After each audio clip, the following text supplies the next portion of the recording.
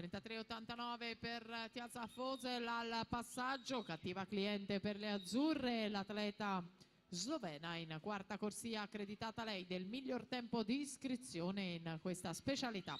Fra poco 100 rana maschili assoluti, Nicola Spizzottin nuoterà in 1, Francesco Pellizzari in 2, Matteo Peressini in 3, Alessandro Giannandrea in 4, Michael Bernardi in 5, Giovanni Coan in 6, Nicolò Perin in 7. Tiaza Fosel 1:12:32, 1:12.32 for Tiaza Fosel, best time for in this eliminatory.